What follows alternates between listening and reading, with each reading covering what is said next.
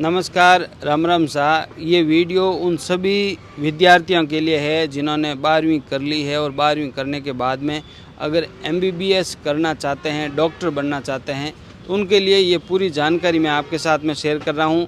मेरे साथ में हैं ये नेमीचंद जी जाखड़, जो बाहर विदेश से MBBS कर रहे हैं। और विदेश में और भारत में MBBS करते हैं तो कितना फ़र्क है, खर्चा कितना आता है, क्योंकि बहुत सारे स्टूडेंट है उनका भारत के अंदर अगर MBBS में ख़र्चा ज़्यादा लग रहा है तो विदेश में आसानी से आप कैसे कर सकते हो।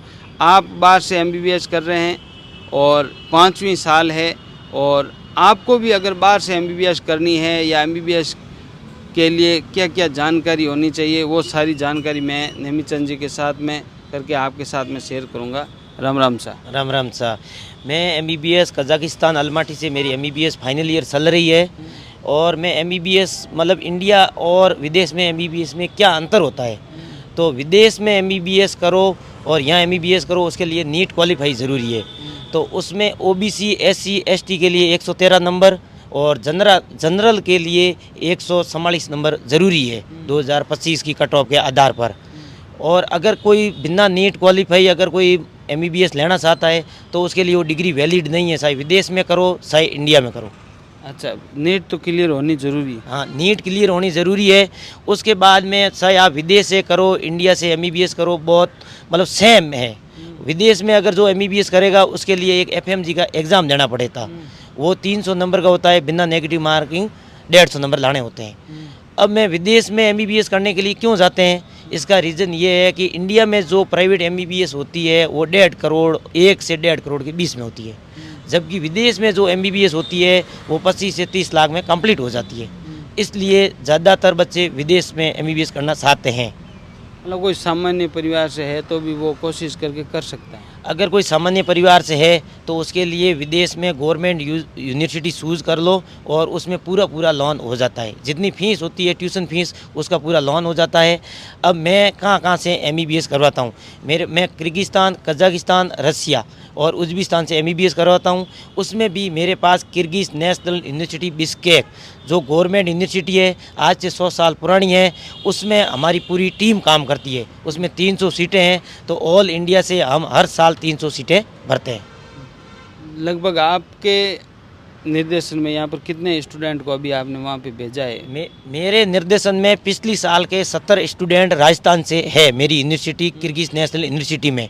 उसके अलावा मेरे स्टूडेंट कजाकिस्तान में भी है, Kazakh National University West Kazakhstan Aktobe में भी स्टूडेंट पढ़ रहे हैं। लेकिन जो 12th कर लिया, कौन सा सब्जेक्ट है जिनका कम से कम ये लिया होना चाहिए, क्योंकि आजकल कुछ लोगों को ये पता नहीं है कि MBBS कौन कर सकता है या MBBS के अंदर कितने % इसमें मायने रखते हैं। MBBS के लिए 11-12 साइंस बायोलॉजी में होनी चाहिए और उसमें 12th में साइंस बायो में 50% होना ज़रूरी है। उसके बाद में एक नीट का एग्ज़ाम होता है, उस नीट एग्ज़ाम में क्वालिफाई नंबर होना ज़रूरी है। उसके लिए OBC SC ST 2025 के स्कोर के आधार पर 113 नंबर और जनरल के आधार पर 144 नंबर होना ज़रूरी है। नहीं, कोई जैसे आपसे संपर्क करे तो क्या क्या डॉक्यूमेंट इसमें क्लियर करवाने पड़ते हैं? अगर पहले कितने पैसे देने पड़ेंगे या फिर फीस किस हिसाब से भरनी पड़ेगी, टोटल कितना खर्चा आ जाता है?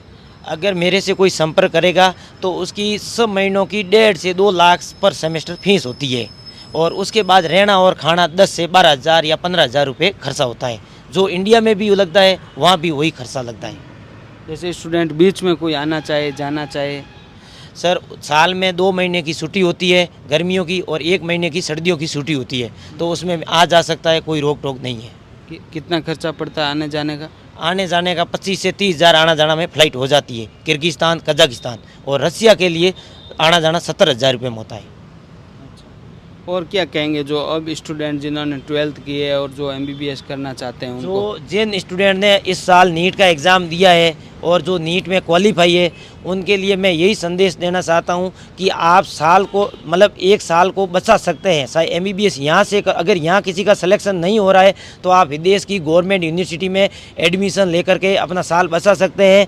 और मैं ये संदेश देना चाहता हूँ कि कोई भी स्टूडेंट अगर मेरे से संपर्क करेगा तो उसके लिए मैं consultancy charge free of cost है।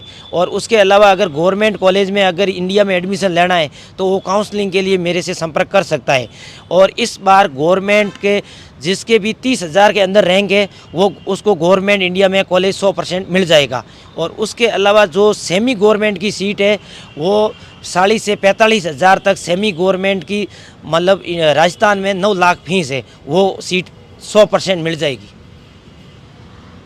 तो ये है नेमीचंद जी जाखड़ जो बाहर से एमबीबीएस कर रहे हैं और खूब स्टूडेंट इनके निर्देशन में बाहर विदेश में और एमबीबीएस कर रहे हैं।